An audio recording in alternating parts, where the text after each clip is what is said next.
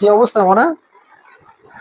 ভারতে ছাত্রদেরকে মোদী সরকার তেলাপোকা বলে আখ্যায়িত করছে ব্যঙ্গাত্মক ভাবে। তো এটা গত মাসের ঘটনা। তো ছাত্ররা এই তেলাপোকা সম্বোধনটাকে খুব সুন্দরভাবে গ্রহণ করছে। তারা এই তেলাপোকা নাম দিয়ে একটা পার্টি তৈরি করলো, ককরোচ জনতা পার্টি বা বাংলায় তেলাপোকা জনতা পার্টি। আর আজকে সেই তেলাপোকা জনতা পার্টির তুলনে মোদির আসন লড়বড়ে হয়ে গেছে।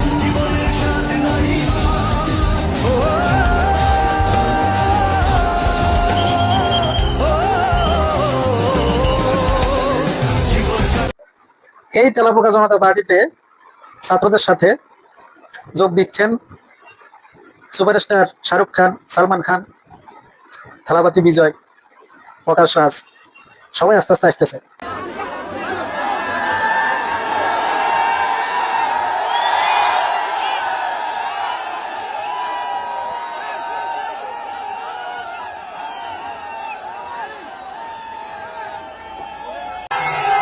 দিল্লির ছাত্র আন্দোলনে এলেন তামিলনাড়ুর মুখ্যমন্ত্রী থালাপতি বিজয়।